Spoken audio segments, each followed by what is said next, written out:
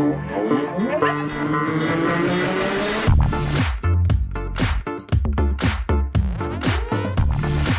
there, tribe. Thank you so much for tuning in to this episode of Barrels and Business. As you know from listening in before, Barrels and Business is about bringing you tangible tips and advice on how you can grow and scale your business, some epic conversations around chasing barrels and the surfing lifestyle, but also about how we can up-level and be better humans. I usually would say here, I'm Jade Green, the host of your podcast. But today, I'm Jade Green, the guest of your podcast. During COVID, I was asked by Joey Wehbe to be interviewed for his tribe around why I believe happiness is the greatest hack to productivity and profitability, where my power quote, life is a choice, it is what you choose, come from, and what we can do to be the ripple effect on humanity and be more productive in our life. So the tribe had asked me to share a little bit more about who I am and what I do and why I do it. So I thought it'd be great to bring this episode to you guys. Anyway, it feels a bit awkward introducing myself. I hope you tune in, really get some great insights here on how you can up-level as a human being, how you can be the ripple effect, and what you can do to increase your productivity and profitability and have a bit of a laugh with me at the same time. In the comments below, I'd love to hear what your key takeaways are. Anyway, much love. Enjoy the behind the scenes, and we'll see you on the flip side. Hey guys, we're live. Oh my God, it's that time. It's 4:30 p.m. on Wednesday. It's Thursday today. Oh my gosh, business minds. Look how beautiful you look. Jade Green. Wow. Oh my gosh. I'm complimented by the background, right? Oh my gosh. Yeah, I think the background is complimenting you. You look stunning. Thank you. You look stunning. You know, not only exterior, you're one of very rare gems that I've found in my life that is not only stunning on the exterior, but you have this just amazing view about life. And I'm really privileged to be live. Thank you so much for allowing me to interview you. You know, I'm sure that the fans are going to get so much out of this session. We're going to dive right deep into, you know, a lot of stuff about you and what you love doing for people and your current stuff, your current challenges and things that you can give to the people. So how was your day first and foremost? My day has actually been spectacular. I've had a really good day. I won my dream client. Yes. So that's like, I'm just so excited to work with him. He's actually been a client of mine. We did the Entourage together years ago. And he's probably going to be watching live as well. But he's a dream client, just action taker. He's into Mind Valley stuff. He's a surfer. He's got a great team. He wants to change the world, humanity plus. Like, it's just, everything makes me like, oh. And oh my God, that is super. Isn't it such a win? Are you celebrating? I can see your celebration. Yeah. And and another one of the coaches that's in my coaching program also reached out, and she was just like, I just need your help. And it was like this, you know, when everything drops into place and everything is frictionless, but you're attracting your people, and it's like people you just can't wait to help. Yeah. That's like, that just obviously lights me the up. dimples. Yes, it is, man. And you deserve that, you know, and I love seeing the random people in the background on the beach. This is a beautiful view, honestly. Yeah, I think they're not actually random. They're down there at the moment doing a tribute and a ceremony for Alex, who is he was Australia's flag bearer for the Sochi Olympics and snowboarder. And yesterday morning, while I was actually live streaming, you could see the ambulances and everything arrive in the background. Unfortunately, we've got an artificial reef out here, and he was free diving and got an air bubble in his blood and passed. And so there's been people down there doing tributes all day. And actually this beautiful, beautiful thing happened yesterday, Joey. I was doing my live group call with the Wetsuit CEO guys, and we could see the commotion, and everyone was like, yeah, this doesn't feel right for us to continue. Let's just terminate the call. And I had one of my other clients on from that group later on one-on-one, and they just started, they'd called it and were loading into the ambulance and everything. And while I was talking to him, I said to him, I just got this download. Oh God. The person. Are you okay? I'm okay. I know. Yeah. It's not easy, man. It's not easy. I got a download that the person had passed doing what they loved, and that it was a spectacular day. Like at lunchtime yesterday, it was just bright, crystal clear, that you could see through the ocean. It was just stunning. And I just had this wash over me that it was okay, and that the person had passed doing something they absolutely loved on a beautiful day, and their soul had learned all the lessons that it wanted to learn in this lifetime, and was now ascending, ready for the next adventure. And as I'm saying this, the ambulance was leaving with him, and my music, which I had playing in the background on the other side of the house, no one's home, mid-song changed. It just changed. And I was like, what the hell? What happened? Like, it was like so abrupt. Yeah, that never happened. It was really abrupt. And I'm like, did I touch the phone? No, the phone's over there. I can see everything. I'm like, what's happening? And the song that came on is Om Namo. And it's a Kundalini mantra. And it's just, and the song that started playing is I'm coming home, I'm coming home. Oh. And every time I say it, I have goosebumps. And it's like the lotus flower sitting on the water, beyond time and space. And it's just this beautiful thing. And the whole mantra is about connecting to consciousness and being the lightness coming from the dark and returning home. And this is your space. This is your, sorry. Oh man, this is your grace. And it was just so beautiful. And then later on in the day, I didn't know who it was that had passed. And I started seeing in my Insta feed, some of my followers like putting out tributes. And so I was sending one of the guys, I've never actually met him, a message just telling him the story and sending him the song. And as I did it, I'm not sure if you can see where the people are, exactly there, just out to sea off the reef, a rainbow shot up, like, oh shit, like shot up into the clouds. This is like some Hollywood stuff. It was crazy. So I grabbed my phone, like I was voice memoing him on Instagram. So I filmed it, but it's one of those ones that disappears, which was a bit of a shame. But I filmed it and I'm like, oh my God, look at this rainbow. They just put a tribute up right now. And this rainbow's appeared. And the guy said it moved him so much, to have a stranger reach out, but to know someone was there, and all of these sort of signs. He said it just gave him warmth on a sad day. And he was feeling bad that he felt selfish that he was like feeling robbed, but knows that it was like, if that's what the journey was. Yeah. And then I had another friend message and say, were you home when it happened? I said, yeah. And they said what happened and everything. And said one of our other friends was really struggling because they were friends from childhood. And I said, oh, should I send him the story and the song? She's like, yeah, send it. And I messaged the other guy and I said, he screenshot, he said, I hope you don't mind. I screenshotted the video. I was like, no. I said, could I get a copy? And I sent it to the other friend, and they were just like, it just gives them a little bit of solace that it's not the end, and that everything is for a reason, and, tapping into the soul journey. Absolutely, man. I've had many of those moments in my life, particularly. What about for everyone listening? Have you had those moments where things just sort of align and they seem like they're purely coincidental? What Jade is saying is pretty much it feels right, Jade? It feels aligned, and it feels like things are supposed to happen. And that's such a beautiful story. I'm really, I'm touched. I'm touched by that. And I'm sorry that he had to go through that first and foremost, but, and anyone around. And everyone that I've sent the song to have said now they're like, they've got it on repeat. Like, it's just so beautiful and so touching. What's the song called again? It's called Ong. So O-N-G. O-N-G. Yep. Space. Namo. Yeah. It's N-O-M-O. Let me just double check. I think if people listen to this song, it's going to give them shivers down there. Yeah. N-A-M-O. And it's, well, I want to put that in the comments later on. Put it in the comments later. It's absolutely stunning. That's amazing. And I think that he's obviously he's touched so many lives, and if there's just something that can pull people together and give each other hope. And there's something that I found from, I've lost a lot of people to suicide when I was younger, and I used to be really pissed off at them for being so selfish, and like this anger.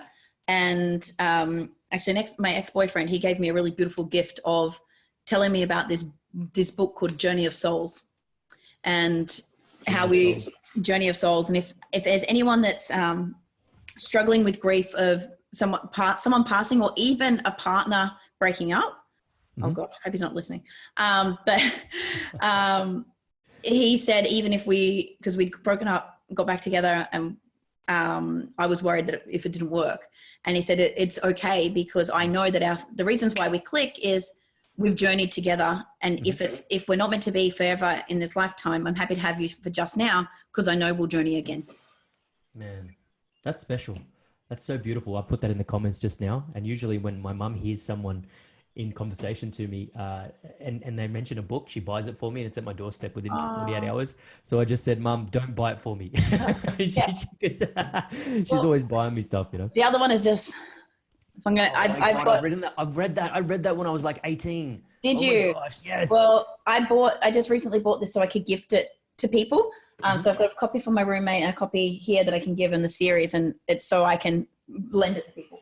Dude, what have you taken from that book? Have you read that book yourself? Is that is the book that changed my life. And as you know, we met at the Entourage and I had my recruitment firm and I was married. It is the reason, kind of the reason I'm divorced. But my power quote. So you're saying don't buy this book if you want to get divorced, guys. Watch out. No, it's just that it helped. Well, it helped me feel okay that if we weren't happy, then you didn't have to stay just because of the bullshit rules of society. And that, and my power quote that I use on all of my stuff, that life is a choice, it is what you choose, came from that. And I have the whole story. Like, I was sitting on the couch trying to make my ex-husband happy at the time. He was still unhappy. I had a panic attack because I was supposed to be out on the super yacht and I wasn't because he didn't want to go with my wanker entrepreneur friends. And I was trying to read and he's like, you love your book more than me. And I'm like, I don't want to watch Teen Mum. I can't do it. And I had a panic attack. And from reading the book, this thing came to me and I ran and wrote in red lipstick on my mirror, life is the choice. It is what you choose. And from that, it's like, we're all at cause and we are not a fucking tree. So if you don't like your situation, up and leave. Yes, change it. Yes. And we need to realize we're at cause. And the other thing that really sunk from that with me is, that we're souls here having a human experience, and life is for living, not just for grinding, and not just for go to school, get the job, get the better job, get the husband, or in his case, he writes, get the wife, get the house. Like a mouse on a wheel. Yeah. Mouse on a wheel. So you know the whole story from the book, right? It's like, what the fuck? Man, that's and unfortunately, that's what most of society is at the moment. They're stuck in that mind frame where it's just, day-to-day end job and they're not aware of it, which is really sad. And I'm not judging them. I love everyone. I love humanity. We are all equal. But the thing is that lately I'm discovering is that we are also changeable. And this time in COVID has enticed us to that change and this ability to change within ourselves and go deep within. And what you're saying marks that stepping stone to change. Definitely. I purely resonate with that. And I hope many people listen to that. Yeah. And I think it just reminds you to go back to the joy. Like it I don't know if you remember how much you remember the book, but it talks about like we were designed to have sex and to enjoy it, and that there's no shame in that. And why do we allow our children to watch violence and have the input of it and being completely conditioned that it's okay to see people explode, but we make them turn their eyes if they see a couple kissing? Yeah, it's really separating. God forgive a same-sex couple kissing. But hey, let your 8-year-old play Minecraft and blow shit up. Like, right. I know, man. What about running for? I think at the end of this, I'm going to suggest that you do run for local politics, because you'd make a fantastic ambassador for your community, right? You've got the skills, you've got the presence, the authenticity. So I'm going to suggest it at the end. Look, if Trump can be president, fuck, anything can happen. Exactly. Everyone's like, Kanye's never going to be president. I'm like, yeah, that's what they said about Trump, bitches. Right. And look, don't get me started on that, because I think compared to Hillary, Trump's probably doing a good job. Hey, gotta look at the lesser of the two evils. Forgive me, exactly. Forgive me for the lack of research on this, but the New Zealand Prime Minister, she's doing a fantastic job.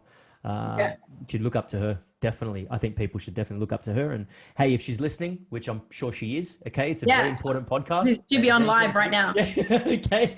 Please help Jade get into politics in Australia. Okay.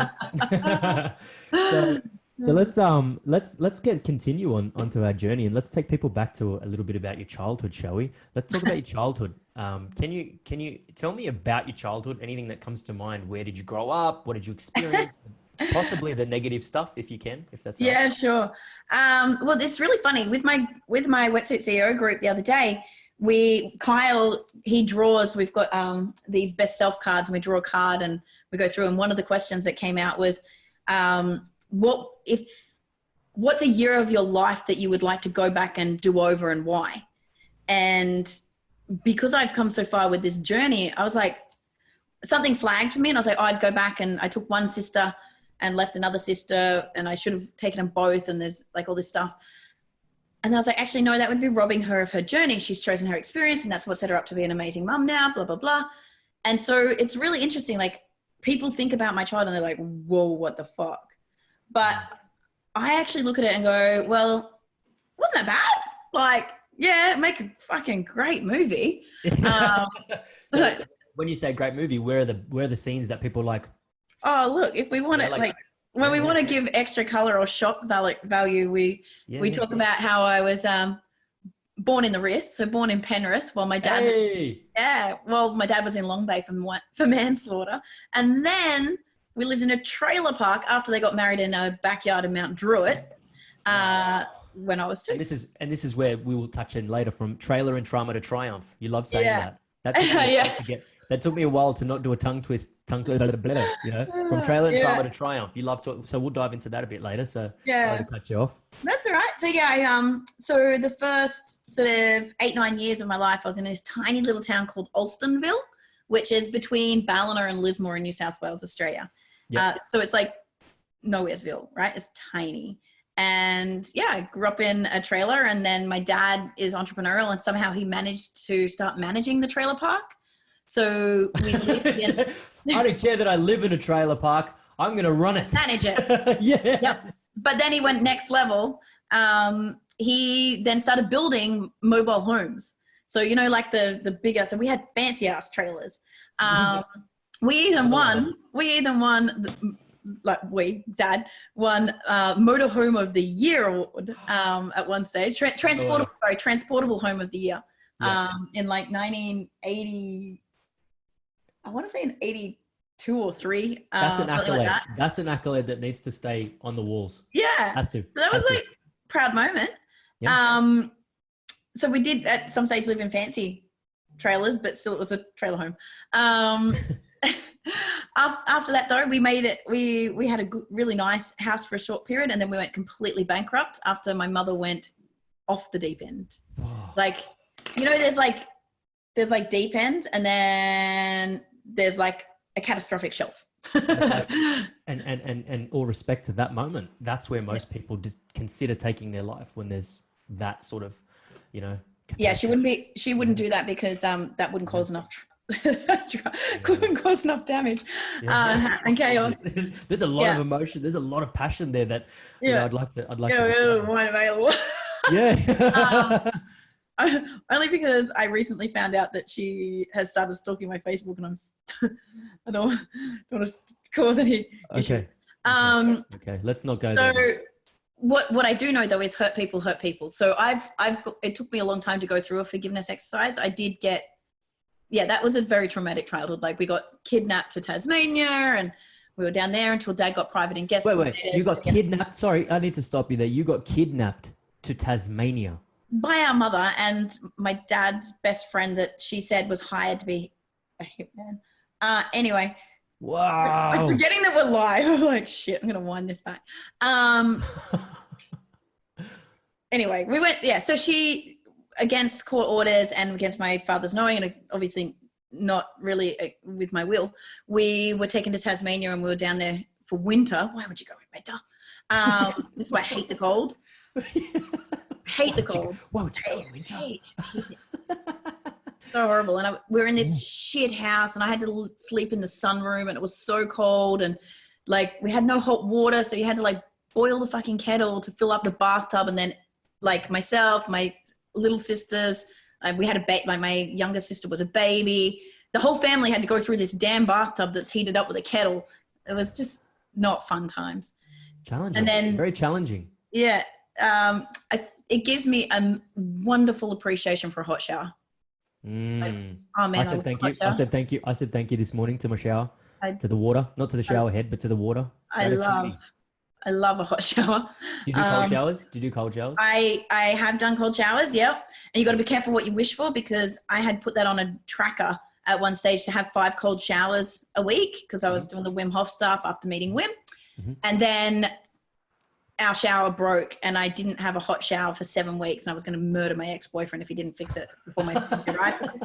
Well, talk about going in the deep end. Cold showers for 6 weeks. Yeah. So at least we were in Australia and it was like spring, summer. It's not like I was going to die. It wasn't winter. But yes, cold showers. Childhood. Yeah. Then yes, eventually my sister, we got custody of my sisters. They got removed from my mother. And so I brought them up. I don't know where else you want to go with that story.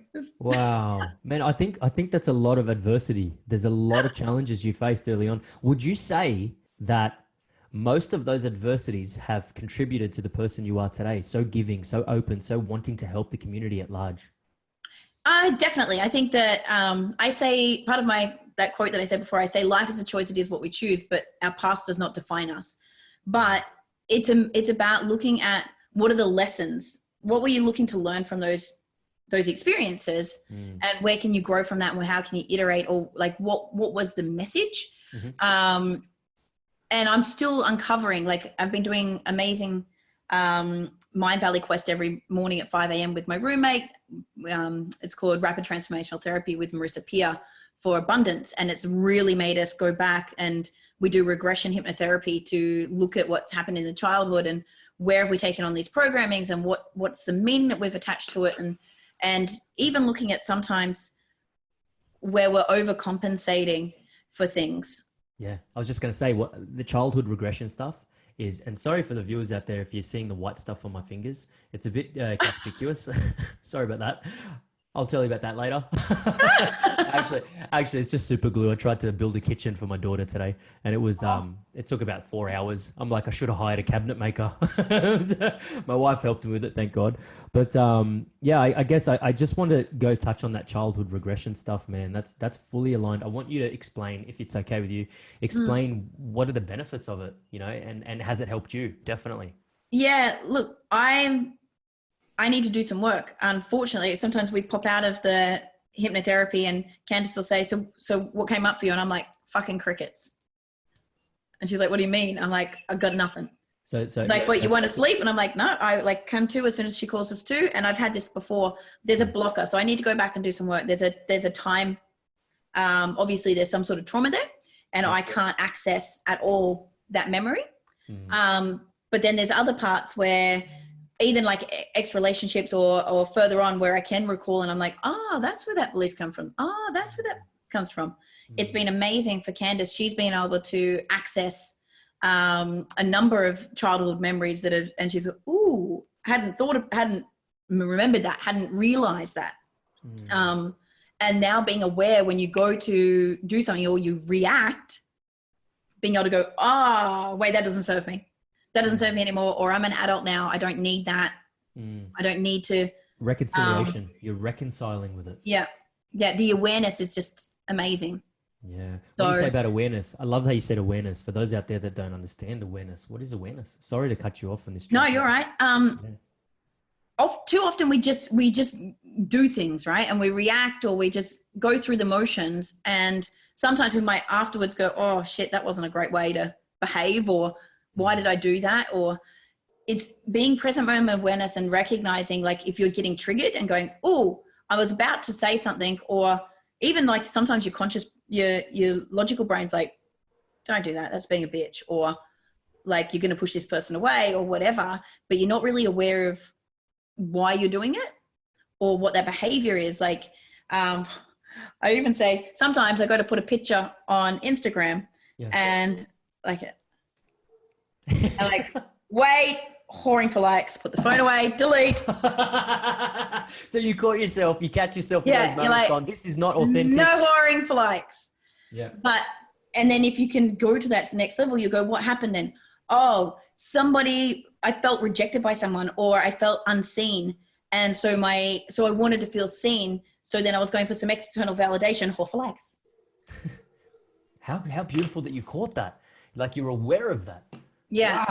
Wow. And that takes a bit, right? And literally to go back and go, oh, delete that. Like, that's not good for anyone.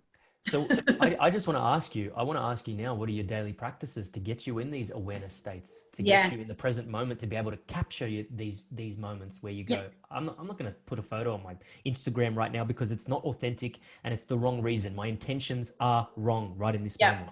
Well, even yesterday with what was going on, you get tempted and you see a million people and, oh my God, the media that was out there to put that up.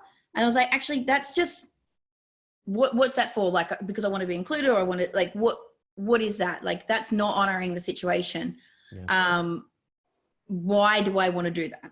And then I was realizing, actually I just wanted to for the people that were hurting to be able to let them see the rainbow. Oh, fine. I'll just send it to them. And then later that night though, I did put it up and I posted it with the thing because I had the feedback, and then they've now shared it on Alex's page today. But I could have done the whole thing, and I think it would have been really creepy, and it's just like getting caught up in that media thing and wanting to be involved. And it's like, that's just gross. Just like, I don't know the word for it, but star searching. Yeah. Significance. Yeah. Feeling like, I don't know what it was, but it didn't feel right. And I was like, don't do that. And the same with the posting of pictures sometimes. And it's like, that's just, I'm searching for significance. I'm trying to get validated. I feel like I haven't been seen by somebody else, or I'm not feeling loved right now, or I'm not feeling enough. So I want someone to tell me I'm enough. So you capture yourself in those moments saying, this is wrong because I am the only person that can make myself feel significant. I don't need external validation. Yeah. And it's not going to really help. It might fill you for a minute. And sometimes you don't catch it in the moment. And it's like you wake up the next day and you're like, that was a bad choice. Take that down. Yeah. Bad choice. I like how you go in your breath. I like you go in the whisper. Yeah. So the things that I'm doing, and it's a constant work, right? And I'm not there, but I'm very blessed that I've got Candace, because she's super raw as well. And she's doing the work as well. Mm-hmm. And she'll be like, what was that? Like, and do you really want to think about this? And like, no. Does she do like the girl? Sometimes we do these ones too. Mm-hmm. Oh. Yeah. Can you do that again? That was awesome. I've been working on it. That's awesome, man. That's awesome. So some of the things some of the work that I've done, definitely conversations with God, and Jack Delosa actually recommended that to me when he saw that I was really struggling. And the book, What I Know for Sure by Oprah. They were the two books that started my journey. Then The Code of the Extraordinary Mind by Vishen Lakhiani, the founder of Mind Valley.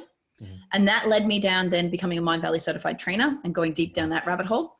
Mm. But in terms of our daily practices, so for me, probably as long as you've known me, Joey, I've done 5 a.m. club. And my whole thing with 5 a.m. club is, if I'm up at 5 a.m., nobody else can steal my time. When I was running my business in Sydney and I was playing football and I was always getting messages and that, I felt like there was no time for me to do the work. So if I got up at 5, I could watch the sunrise and do my journal, and no one's going to bother me then. And I could leave my phone in airplane mode. I even had, and I still have now, a second phone that I can use for the media in terms of the quest to do, and the music or the meditation and things like that, without having to turn my other phone that's connected to the rest of the universe on. Yeah. So at the moment, 5 a.m. club looks like, get out of bed, make bed immediately, walk to Candace's room, bang on the door, wake her up, come out, turn on the kettle, which I've already prepared the night before for the tea, and then get myself ready, get the speaker ready. We have a bit of a debrief about how we integrated the learnings from the day before. Mm. Recap, really training that brain, really training your brain to recover. Training it, like really looking at it, what came up, how did that integrate, how did that work? And then we do the quest. So we're doing, like I said, Marissa's RTT one at the moment, and that's a 31 day. We've taken a bit longer because we've decided often we don't do it on the weekend just because one of us might be up and about or not up and about or So whatever. for the listeners, what's RTT stand for? Rapid Transformational Therapy. Cool. So it's Marissa's special form of hypnotherapy that she's done with the Royals. She's been on Celebrity Fat Camp for. It's just amazing. She's the lady that started the I am enough movement. So if anyone's interested and needs to, I will put a link in the show notes, maybe Joey, but if you just Google Marissa Peer, P-E-E-R, I am enough, and her Mind Valley talk will come up, and it's just amazing. For your little girl, amazing. Wow. So we're doing that, and then we have a discussion about what's come up. So instead of journaling, which the quest gets you to do, we talk it through and we challenge each other on it. So that's for me, that just feels like it's the next level thing. And I would love to encourage anyone that's doing something like that, get an accountability buddy, someone that will hold you accountable to doing it every day, but that you can actually deconstruct it and challenge the thinking as well and push you. And just also hold space for you if you need the space, which is great. Yeah, that's really important. That's so important. Holding space, man. That's another course. Holding space, being able to hold space, being able to hold space. I'm only just discovering this with my wife, instead of clashing in moments. Or trying to fix it right now. No, man, not trying to fix it. Just give a hug. Yes. Just shut up and listen. Shut up and hug her.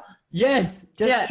Men out there, don't try to fix the women's problem or your counterpartner's problem. Okay. For those. Unless they ask. They don't need to, I've learned this the hard way. They don't need you to fix their problems. They just need you to listen and help them and love them. That's it. Help them go through. They don't need you to talk. Shut up. Shut up. Okay. Just shut your mouth. Just that's it. Yeah. Cool. That's it.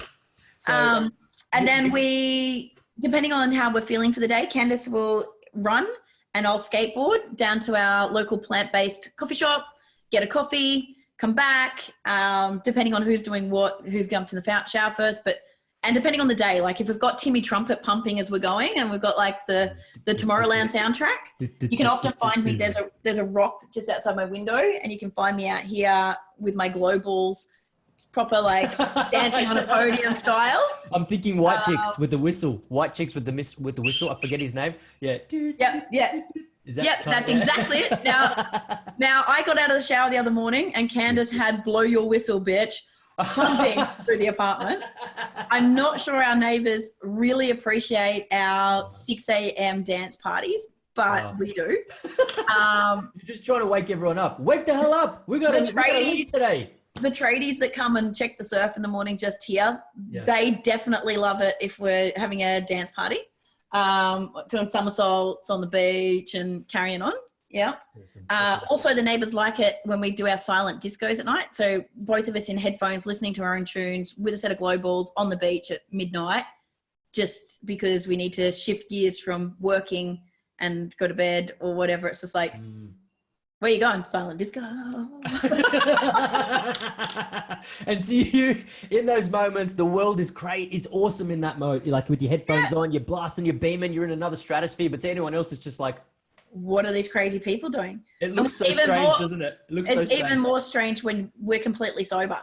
Yeah. I feel like we do better when we're not sober. Which also happens. But I've made massive transformation being sober, mind you. I made a commitment this year to not touch alcohol, not one drop. I haven't touched it this whole year. Yeah, and mind you, high five, bang. Okay, high five. Last year, I was going down the pooper a little bit because I was drinking like 3 to 4 glasses of red wine a night, and I was like, nah, this is not happening. This year, I'm committing. Not one drop. Not one drop. Amazing. Yeah. That is great. And I urge anyone else to do that because look at me. I've got opportunities to interview one of the greatest people in our communities, Jade Green, because of it. Too sweet. When you sacrifice things, right? You sacrifice those things that, you think that are serving you, but they're not. You open yourself up and you open your brain to another level of awareness, spirituality, and I kind of feel like you get rewarded. You get rewarded from the universe. You do. I've got... One of my clients is doing Wild Fit at the moment, which is another Mind Valley program as the way that we eat. And I think he said today was day 67 that he's alcohol-free. But the thing is, it's also alcohol-free, coffee-free, sugar-free, preservative-free, wheat-free, dairy-free, fruit-free at the moment as well. Okay. So he's like, and then accidentally, because we get our group together and we're very close in our Wetsuit CEO program, Shannon wanted to celebrate a win last Friday. So he WhatsApp group called us to cheers. To which I responded with my espresso martini. Yes, that's awesome. Oh, And then Kyle's like, but I did well this week. Why am I being funny? yeah. Yeah. Alison Wehbe, I hope I said that right, just said, "Hey Jade, my earring twin, great interview." Oh, hello, darling. It's like a year ago today. Oh. We were in Pula, Croatia at Mind Valley University. Oh wow. I'm sure that's I can't see the Facebook chat, but I think that's what she's referring to. It's not this pet. I've got another pet. I hope I said her last name right. Wehbe? I can't say her last name. Oh, you can't. Don't make me try? do that. Are you going? No, Okay, never. Alison, can you put that in the comments for us? You're lucky I can say my own name. That's a hard one to pronounce. Jade Green. It's like two synonyms. It's so cool. I know, Jade Green. but like I say that I try not to let my listexia get in the way of a good conversation. Listexia. I've never heard that. That's phenomenal. Oh man, That's phenomenal. like yesterday, someone was trying to spell something to me. And I'm like, "Oi, slow down, dyslexic. Can't I can see your mouth moving, but I can't get the letters down." That's important, and that's some of the challenges we face sometimes. Being high wired, or call it really spiritually aware, is like you got to slow down just a little bit so that everyone can understand. And I'm not putting ourselves on a pedestal at all. We're not better than anyone. We are equal. Every human is equal. I believe that. We are all God. We're all God. Yes. Right. So talk to me about trailer and trauma to triumph. When I mention this, like it's going to revert back a little bit to your childhood, but you told me to mention this today because it's a tongue twister. And for those of you who are listening, try and say it. Trailer and trauma to triumph. Try and go it in one go. Try and say it in one go. Yeah, it's a bit of a tongue twister. It's stuck from my amazing friend Martine, who did my personal branding, and we were getting out my story, and I don't know, or maybe it came from when we were doing the book with the editor. I don't know. It somehow came out, but it was like, oh my God, you're the trailer and trauma to triumph girl. I'm like, hey, I like that because that really sums it out. Like so original. It was a trailer park. Like what I left out was after I left the trailer park, then we lived in a real house, then we lost everything. And then we lived in a condemned scout hole that someone had been murdered in. It was super cheap. And then we lived in another house, and I, at 14 and a bit, got a loan with my Oz study to buy a caravan so I could live out the back of the house. So then I lived in a caravan again out the back of the house. Wow. Couldn't escape caravans for a long time. No, I loved it. Who wants to be stuck in the house with dad? I'm in a caravan. Everyone's like, oh my God, your life. And I'm like, well, I think it was pretty cool. Everyone else to come by and like, you live in a caravan? I'm like, yep. But you wish you lived in a caravan. It's like a cubby house. Yeah, I know. What do you live in? Like a mansion? Like a fucking house. With a That's roof not cool. Like, that's not cool. I can move my house. Can you move yours? That's right. Yeah. And we don't want to talk. No, stop. Okay. Dad used to grow some garden in my annex. So it was fun. For those of you listening, I'm sure you're getting a real in-depth, unedited raw version of this. Yeah, we get the unfiltered. God help us if I had a glass of wine, Joey. Oh Jesus! Look, I'll tell you a little secret. If I'm drinking out a cup that's not clear, chances are it's got wine in it. Oh, so you're a bit of a wine Well, lover. We've got crystals today. Crystals, as in just water, or is there actual crystals? There's a black onyx in it. No way. Where do you get that from? Clearly Instagram. Yeah. It's so just luscious. It's a beautiful. And how beautiful is this topic? Like this the heading for this interview, Sunset with Jade. The sunset's gone down, Yeah, we didn't get, unfortunately there's way more clouds. Often that just turns completely pink, and I thought we were going to nail it. Yesterday we would have had a rainbow. But I'm sure people can catch you on lives and stuff regularly because you do this live all the time. Yeah, all the time. You're such a cool person to talk to, man. Yeah, I mean, and another tongue twister for those of you out there that she's asked me to mention. Well, I sort of sucked it out of her, which leads on to this tongue twister: soul-sucking search for significance. People's soul-sucking search for significance. Do you want to elaborate on that? Yeah, when I was at Mind Valley, might have been last year in Croatia. They were talking about like if we were going to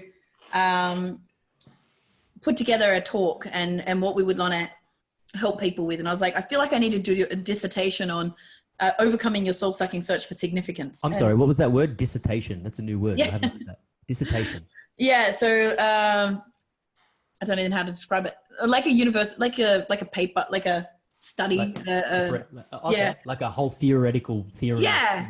Cool. Yeah. Cool, man. Dissertation. Yeah. Cool. Love that. Or a TED talk on overcoming the soul-sucking search for significance. Yeah. And because I feel like a lot of my behavior and ego is searching that significance from, and if that goes back to the childhood of specifically from my mother feeling insignificant and told I was green slime and like that I was green slime. What? Yeah, green and the slime.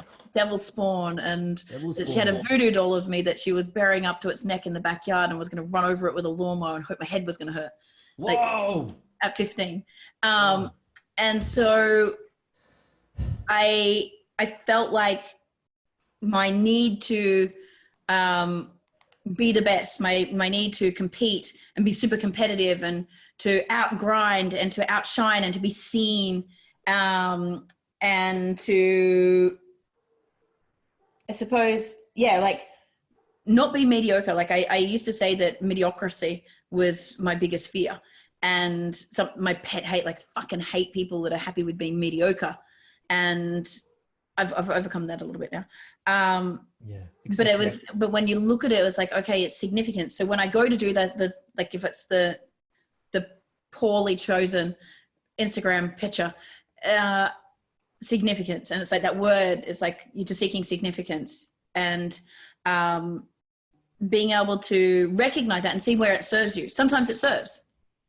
It does. Especially when you need a bit of a confidence booster. Yeah. But being able to recognize it and go, are you actually doing this from a genuine and authentic place? Or are you only doing it for significance because you don't feel enough, you don't feel seen? Where else, what's lacking? What actually is the reason for that? And what can you do to fix the root and not try to slap a Band-Aid on it? Because we know if we fix it with a Band-Aid of significance, then A, the cycle can perpetuate, but B, is just going to continue. So what do we do to fix the root problem? Mm-hmm. And what things do you take your clients on? What sort of things do you help them with? How do you help them? So this is one of the things I love from Mind Valley and the learnings from Vision and understanding how we've taken on the programming from the culturescape and the bullshit rules of society and how we get shit all over. Like I said, we get shit all over. Shit all over. That's different. It's shit all over. Like you should do this and you should do that and you're doing all this instead shit. Of shit all over. Shit all over. And we do it and we're like, buy the sports car, we buy the bigger house, we go into this ridiculous amount of debt, we're carrying around our Prada bags and doing these things because we want to feel significant because the bullshit rules of society or the culturescape has told us that this is what we should aspire to. So it's really going through a process of unpacking all of that and it's kind of layered from all the books and everything, but going, right, what do you know for sure actually brings you joy? And I go back to when I talk about when I read Oprah's book and when I ended up getting divorced and closing down Velocity, is what came up for me at that point was what I knew for sure was that I was a surfer. And the thing that brought me most joy and made me feel the most me was surfing. And I hadn't been doing it for 17 years. Whoa. How scary is that? Like you almost wasted a quarter of your life. When I was younger, I was on a trajectory to be on the longboard tour for girls. And some of the girls I surfed up against ended up getting sponsored by Roxy. And my dad was so disappointed in me for going and starting a business and not continuing to surf. And my ex-husband never wanted to go to the beach. And so I was like, and I was truly misaligned at this place. And I found myself grinding and doing business, and I ended up playing competitive football and all these things. And I wasn't surfing, and surfing doesn't cost much, right? You can get a board. You can get a board for $150. Actually, be careful. If you're ethnic and you don't know how to surf, I advise you strongly not to try it for the first time without an instructor. Maybe Jade can be an instructor. Yeah. But don't try it because I've got a mad scar. I've got an awesome scar on my inner thigh. Can I just tell you a quick story about surfing? Yes. Okay, cool. I feel like I'm gonna cringe. Okay, no, it won't cringe. It's not that bad. So anyways, my neighbors and I invited them to the beach. We went to Wollongong Beach. It was a phenomenal day. I said, I want to try surfing. I've tried it once before, completely failed when I was 12. I said, I want to try surfing. This was only like a year ago. So we went to the beach. We went to Wollongong Beach and I watched them surf for a bit, you know. I'm pretty like, yeah, I'll try anything. I'll jump off a rock cliff with a paraglider. I'll do anything. I'll try it. So I gave it a go. I was surfing, bang, falling off straight away, bang. I looked up down at my leg and I saw blood pooling out. I said, oh shit. All I could hear in my head was doo-doo, doo-doo.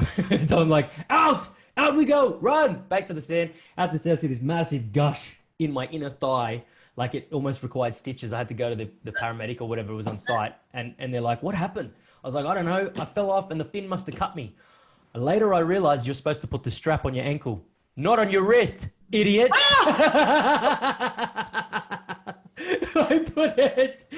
put the surfboard strap on my wrist. Yep, and my neighbors were just cracking up at me because that's a Joey thing to do. That's one of the many Joey things to do. So, oh my God. If you're ethnic out there, make sure you put the strap of the surfboard on your ankles. Yeah. Yeah. Okay. Yep. So the fin doesn't slice you open and you get traumatized from that. Yeah. Wow. Well, it not necessarily would have saved you. Like my first broken nose, like the leg rope snapped back and smacked me in the face. And oh shit! I got concussion. Where it split my head open before, and yeah. I've had that with a rifle. I've had that with a rifle hunting. Oh, the kick. The kick, boom. Yeah. I got a nice picture to shoot that. Yeah. Yeah. No, I got warned about the kick when I was using the shotgun on the rifle. Like. So did I. But I wasn't able to dodge it. So, you're not supposed to dodge it, you're supposed to absorb it. So yeah, I mean, you're not supposed to ready, aim, dodge.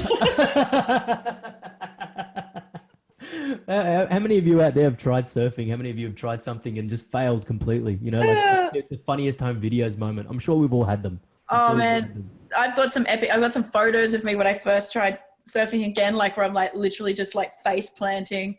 I broke my bum. I broke my butt crack, my coccyx. What? I landed. Yeah, I was in Bali. It was apparently hilarious to watch. I thought that I'd made it. I was trying to get out of the way of a local. Thought I'd made it. Got sucked up over the falls. Came down on a piece of coral in my butt crack, and a stranger had to pull the coral out of my butt crack with tweezers and peroxide in it because you can't leave coral in your bum or in anywhere. Wait. So butt crack, we're saying, can I be honest? Can I ask you honestly? Like, is that like as in your butt crack? What, like as in your body? Slided in your body through the opening that is already natural there, or it incisioned itself into your skin? You got the butt crack, and then the point went in the butt crack like a G-string, and there was coral pieces. Coral butt crack. So you had coral butt crack. I had a coral butt crack. Yeah. Wow. And someone had to pull this out. How shameful and how painful. So this person was my sister's boss's best friend. He'd sold me into a business course called iLab, and I was in Bali doing the course for 2 weeks. And we'd gone on an excursion to Lombongan, and we'd surfed successfully. We were coming back. I'd surfed that spot before, knew at low tide, not good for me. Matt's gone, let's go. And I'm like, no, it's too low. He's like, what are you, a girl? And I'm like, fuck you, let's go. Did you do this? No, I was like, I'm already in the water. Yeah. And so that happened. And so I'd only just met Matt, and he had to extract the coral from my butt. But what he thought would be really hilarious while I was bent over waiting for the peroxide to finish dripping, to grab my phone and take a photo and send it not only to my sister, but to my boyfriend at the time. Yep, that was great. It's a normal thing to do, right? Yep. To just share shameful activities like funniest time video. Hey, look what happened to Jade. Hey, look, let's laugh at someone else's, what do you call it, mishaps. Yeah. But also boyfriend going, why is your butt naked and someone's taking a photo. Yeah. In what situation Taking is this? photos. Like, what is that? That's the, yeah. And then I had to do the rest of the course. I couldn't lay down. I couldn't sleep. I couldn't move. They had to build me a standing desk. Wow. And then I had to fly 17 hours to Barcelona after that to do Mind Valley University. Oh my gosh. But apparently I did all right because I now teach, that's the business accelerator I teach in Bali. So that was the first experience they got of me. They're like, would you like to come back and teach this? And for you moving forward, I'm sure the intro is something like this. Full disclosure, possible coral reef up your butt crack from this course. Yeah. So when I take my group to Lembongan in the middle of the things, I'm always like, okay, everyone's playing it safe. Who knows how to surf? Not know how to surf. Not surfing. Yeah. Severe trauma, man. Let's talk about that. Like, did that impact your emotional well-being or your emotional intelligence at all? I was severely sleep deprived during the rest of the course, which is, I think that's why they offered me to come back and be a facilitator, because apparently I held my own. And I didn't, like, I wasn't like, oh, that's it, I'm injured, take me to hospital, or I'm tapping out or whatever. I was just like, oh, well, I made my bed, I have to lay in it. I'm not giving up. We're doing this shit. William Wallace type soldier. Wow. Yeah. So they were like, well, we now know that if you got sick while you were teaching, you'd just keep going, right? And I'm like, yes. Wow, man. And there's a word that's I'm trying to fish for, but it's like consistent, but it's powerful than that. It's way more powerful than that. Stupid. Oh, no. I wouldn't say stupid at all. No, I would say ruthless. Like, there's a word that most business owners should harness and utilize. And most successful business owners like yourself, they have this trait, this skill because of the adversities they've gone through. I'll search for the word. It'll come to me later. I'm actually supposed to be in Costa Rica right now teaching that business accelerator. And I'm like, yes, I'm going to take my board. And my sister's like, why are you going to take your board? You're flying straight to Amsterdam for Mind Valley after that. And I'm like, no, Costa Rica, I'm going to go surfing. She's like, and remember how that works. Yeah. It's like, be careful. She's like, you don't want to be flying from Costa Rica to Amsterdam. It's the exact same layout. Like 2 weeks, I'm going to arrive a little bit late. Like it's exactly the same situation as 3 years ago. She's like, obviously though, we're not doing that now. Yeah. So, hey, I'd like to touch on something that's really important and really contextual to today. How do you manage to sustain a connection with people whilst you travel and doing your own business? And, you know, it's really hard. We can imagine that the connection issues, your actual connection issues, like between your close family, friends, how do you manage to keep a high connection with people while you travel and do business? Video calls. So my ex was lucky. We had a super 100% trust relationship.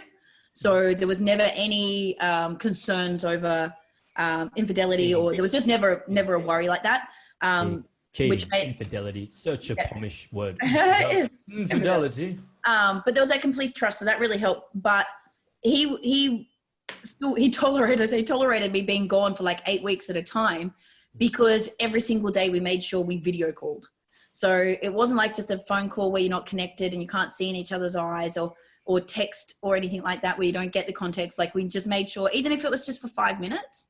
And the same with my sister and my nephew. So like my nephew was even like while he was like from when he was born, while I was away, like I'd still video and chat to him before he could even talk and hardly even see me, and Auntie Jade. And like, he always, now in the mornings, he's like, I want to call Auntie Jade, and sends me a message to say, Happy Friday. Hi. Stream. Friday, Monday, because I say it's Monday, it's Friday. So we always video call each other. My friends, we always video call each other, so that there is always that human connection. You can see the emotion. You can hold. You can just stop and hold faith. Like if you're on a normal phone call and there's dead air because you think you're holding space, it still feels really awkward. Yeah, it does. And you're like, Are you still there? Like, you don't know if the phone's dropped out. Yeah. But if you see someone, and it's contextual, right? You can actually put the emphasis, like having this Zoom call, you can see me, you can see my facial expressions, you can see what I'm about, and you can add all that and filter it. I actually find it super weird to do a normal telephone call now. Like, it's to me, it's just so foreign. I video call or voice memo, like even over text, I voice memo. which you know, because I'm like, we're moving to WhatsApp because Yeah, it works. It works. It's streamlined, and you get out a lot more stuff. It's a lot quicker for the business owner and the specifically. tone, Yeah, because it's so easy to misinterpret tone in text. absolutely. It's far better in actual voice, and so quick. It's like Absolutely. way more time effective. Absolutely. I shot a video about that in my course that I'm developing, the Ah. conversation. Yeah, 77 steps to conversation confidence. Yeah. You know, the confidence to talk to anyone in the world, such as your beautiful presence. And I shot it here at Thelmy Lakes, and that was one of them, you know, just doing voice memos. Yeah, Memos. It's a game changer. And the amount of people that thank me for it, like, because I do it on Instagram, like when I'm in Instagram message and people are like, I didn't know you could do that. LinkedIn, if you've got the LinkedIn app, you can do it on LinkedIn. You can't do it on the desktop. So a lot of people don't know about it. They're like, oh my God, this is amazing. So building rapport with prospects, you're humanizing. How easy is it to say no to words on a direct message or an email? No, it's too easy.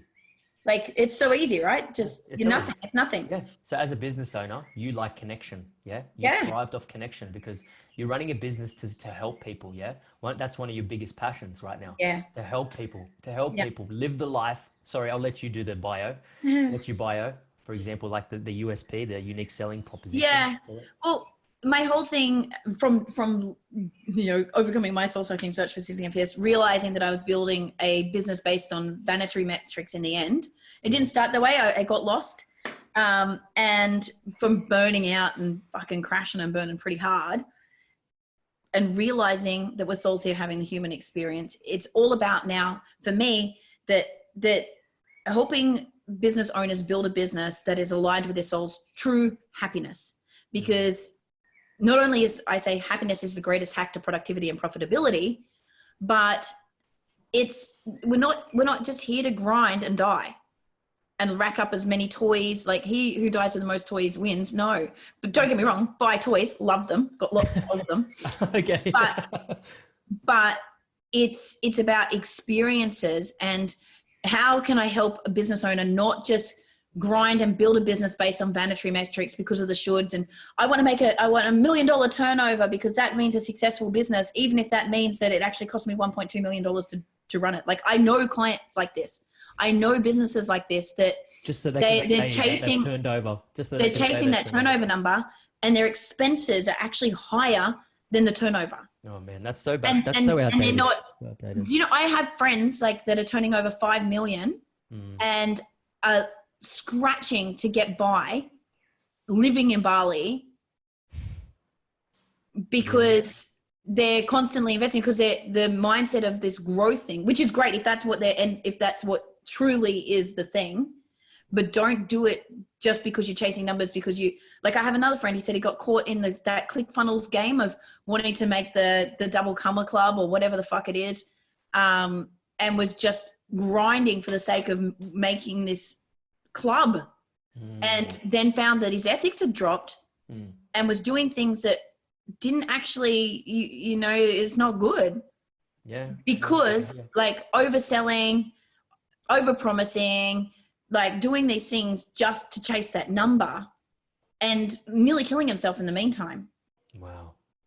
So you see it all the time, right? You see a lot of it. Like, you see people with the wrong intention. Their intention is to just keep up with the Joneses, or be better than someone who's burnt them. Be better than someone who's burnt them.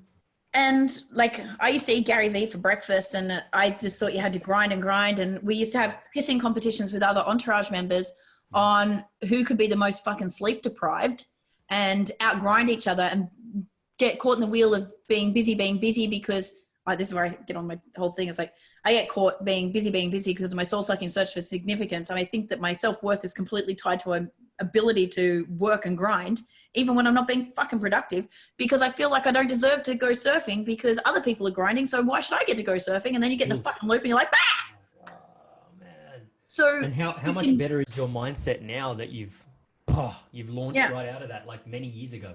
So I just want to help other business owners, because I believe we can be the ripple effect, and we have a responsibility and we have the ability as entrepreneurs. It's on our shoulders to change the world. Like, if anyone's going to change the world, it's entrepreneurs. And it's our responsibility to provide workplaces where people wake up in the morning wanting to go in and feel happy, not wanting to come home and slit their wrists. Fulfilled. Absolutely. Because going to work is one of the biggest causes of stress, anxiety, and depression, right? And for every person that comes home, if they've got a family, a wife, a kids, or a husband and kids, and they come home stressed, anxious, depressed, angry, and little Johnny at the age 6, where he's most impressionable, tugs on the thing and it's like, hey, can we play ball? And you turn around and say, what the fuck were you thinking? That has just sent a message to that child that this is the programming, the unprogramming that needs to be done, that gets dragged out. Oh, this so is it's the another ripple live. effect. This is a whole another live. Just this chat here. Wow. Like I go on a rage. I know. No, it's awesome. I love it because it's so powerful and it needs to be said and people need to be aware of it. That don't bring your shit home to your family. No. What matters most is your family, your friends, your connections with those. Yeah. And I was guilty of that. So as a business owner, it's your responsibility to provide a workplace that mitigates that risk and to help set things out. And it's in your best interest, because happiness is the greatest hack to productivity and profitability. You want more profit and more productivity, make your people happy. They'll work harder for you. They'll work smarter for you. Your customers will be more happy, because anyone dealing with a happy person, it's a ripple effect. I love it. It can only spread. And think about humanity. The more of us out there radiating at that level, it's just right. So as a business owner, you don't think about how do you make your customers happy first, because that's where everyone goes, or your bank account. Think about how you can make your employees at the sacrifice of your employees, with that mentality. Yeah. But if you start with your employees, they'll do all that work for you. 100%, because the vibes are then being passed on. Happiness is the vibe. It's the energy, because energy is everywhere. Energy and frequency is everywhere, right? Yeah, 100%. It's everywhere. I believe you. And further to that, I read something about the great Tao, the Tao Te Ching.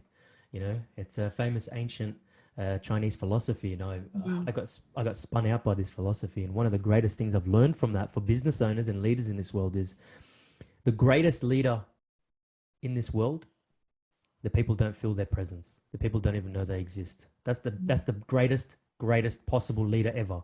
The next best one is those leaders that are loved by all. The next best one is those that are feared by all. So there's 3 levels of leadership. The first level, you just don't want to be felt by your presence. For example, if you're spiritual, God, we don't feel the presence more often, but we know he or she, I say he or she, is out there. So on that, did you listen to Conversations with God or read it? No, I read it. Yeah. Oh my God, you have to listen to it. Man, I was like, when God switches from male to female, it's epic. Wow. You have to listen to it. I actually remember reading that book and then applying the same concept to myself. So having a conversation with God myself and just writing what I feel or tapping in is amazing. When I broke my butt, when I flew to Barcelona, I went and did it. I was doing a 3-day. So there's actually photos of me laying on the conference room floor because I couldn't sit down. Yeah. So I'm laying on the floor. And back then it was when I had my pin-up look, black mascara running all down my face, red lipstick smeared, laying on the carpet in a 3-day Awaken the Species seminar with Neil Donald Walsh, who wrote Conversations with God, with me writing my letter to God and the response that had come back. Because you wrote it with your eyes closed. And so when I've come to, I'm like pouring down her eyes. There's a fucking photographer like right here. And they put it everywhere. I'm like, oh, you guys are mean. Hey, there's no hiding. There's no hiding when you're in that. But that is the singular moment. I used to be so scared of public speaking.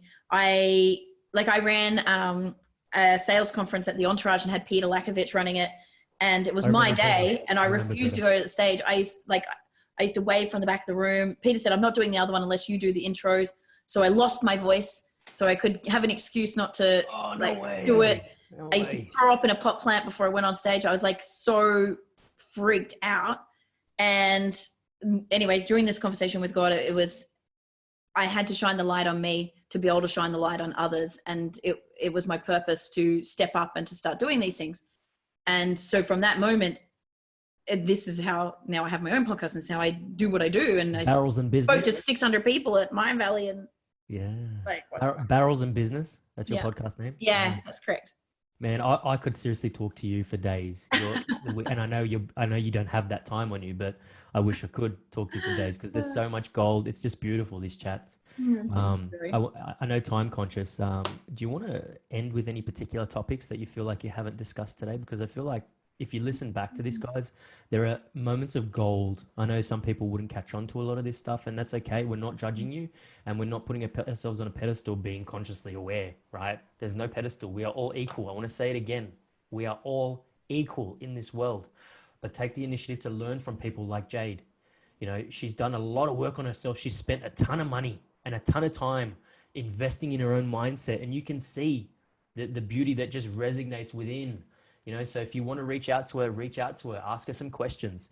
Where can people find you? Yeah, so everywhere. All of my social media handles, if you're looking for me, is Jade Green AU. Yeah.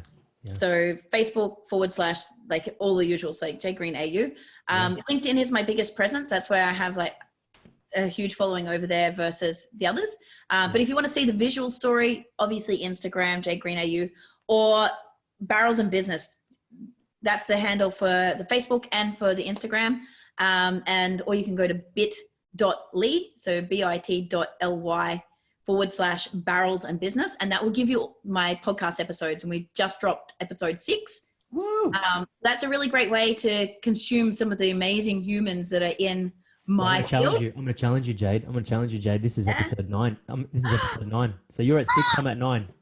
I've recorded more. They just haven't dropped yet. Okay, I'm going to challenge you. Come on, you can catch up. I'll try. Really kidding. I'll try. But otherwise, yeah, you can just jump on if you want to learn more about me, just go to jadegreen.com.au. Wow. Guys, please reach out to this fantastic woman. You know, like if you've loved this chat, reach out to her, ask her some questions. I'm sure she'd be more than happy to guide you through her funnel, you know, to put you through her programs or whatever she can. And I'm sure there's tons of testimonials people can see. Yeah, jump on LinkedIn. Yeah. Mad. Too many of them. Mad. You're such a joy to talk to. Is there any sort of words you want to leave the audience with? The main thing that I would love to leave the audience with is just, and I have to remind myself, I'm terrible for this. It's a thing I have to remind myself all the time because I actually suffer quite badly from anxiety, and I have to bring myself back. But to remember that we're souls here having a human experience, and this is just a game, and it's not our own. Like, we only have this one lifetime in this meat suit on this timeline. So make the most of it. Have fun. Do what lights you up. Don't just grind for the sake of grinding. Don't do something to make other people happy, to please your parents, or to buy shit that you don't need that doesn't actually make you happy.